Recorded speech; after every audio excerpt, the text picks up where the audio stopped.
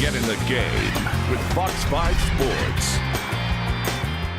It was a great time out here at Atlanta Motor Speedway. Another full night of racing. We had the Nationwide guys taking on the track tonight in the Great Clips 300. And we had a guy that was on the pole that was looking for another win. And the Falcons trying to get some inspiration down here. Roddy White, Ovi Mahaley, and Michael Turner all taking in the action as well. Lap 44, leader Carl Edwards in the pit. Got a little bit of a problem. Going to take off with the air hose in the car. That's not cool. Races are wild. I'm trying to watch him, and my eyes are getting dizzy and everything. And just watch the pit stop, man. It was like running a 40-yard dash. That's going to be a fun. A little faster than a 40-yard dash there, man, but we get you. We do get you. Justin Allgaier going to take out his teammate, Reed Sorensen. Reed finishes 32nd. None too happy about that, but the man of the night was also the man on the pole, Carl Edwards. He comes around to win it, overcoming that little pit problem to take the Great Clips 300. Yeah, I've got a great team. These are great guys, and man, everybody raced really well. I mean, that was as hard as we could race out there. Kyle and I, Kevin, I raced Casey. I mean, it was a lot of fun. This track is as good as it gets. This is a blast. I can't wait for tomorrow. Advocare 500 qualifying earlier today. Jeff Gordon was on the top for a little while. Kyle Busch then took him down, and then Casey Kane. Yes, Casey Kane came late and stole the show, got his second pole of the year. He loved nothing more than to pull a Carl Edwards to win the pole and, of course, then win the race.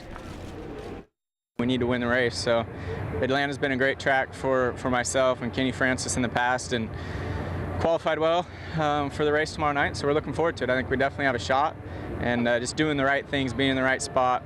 You know, this track's just like any of them. It seems like these days anyone has a shot if you play the right strategy.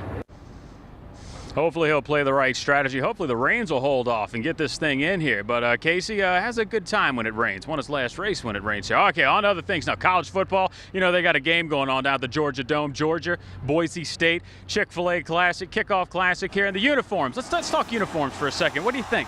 I'm not sold. Jerseys, helmets there. Go ahead and send me an email. Let me know. First quarter, Brandon Boykin. Brandon Boykin going to take the toss and grow 80 yards. Everybody's looking for Isaiah Crowell. Isaiah Crowell, no. Number 2, Brandon Boykin makes everybody look silly. Getting the Dogs on the board first, 7-0. Boise State, they would then respond. 6-play drive, Kellen Moore to Matt Miller. That would tie things up at 7-7. You knew the Broncos would come back, but under a minute to go, Kellen Moore, 12-yard pass to Kyle Efall, made it 14-7. Last we checked, 28-14 in the third. Moving on to more college football action. Auburn and Utah State. Auburn with the national championship trophy. You got to show it off. Utah State up 3 with less than 4 minutes to play. Used a fake field goal to set up that short TD run. Aggies up by 10 after an Auburn touchdown. Auburn goes for the onside kick. Emory Blake going to recover for Auburn. Huge play right there. They go right down the field. Micah Dyer going to punch it in for the touchdown.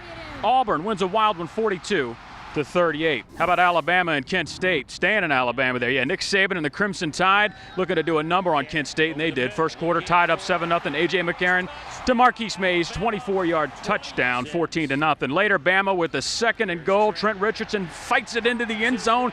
Second TD of the day. Alabama wins big, 48-7. Let's go on down to Georgia Southern. They were taking on Samford. Eagles looking to do a number on Samford here. Second quarter scoreless. Jarek McKinnon scores on the toss sweep, makes Sprayberry High School proud. Eagles up 7-0. Later in the second, J-Boss Show finds Jonathan Bryant. He's going to make more than a few guys miss. Who says they don't throw the football down there? They do. Eagles win this one big. 31-7 is the final.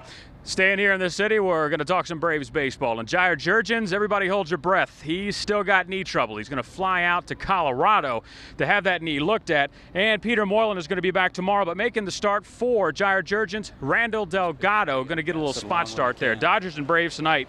In the second, Mike Minor on the mound. A.J. Ellis, that's a solo home run. Minor did pitch well, though. 6 innings, only gave up that 1 earned run. And when you have Dan Uggala, 1 run is nothing.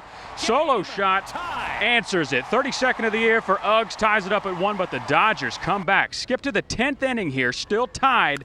Anthony Vivaro on the hill, Juan Rivera hitting the sac fly.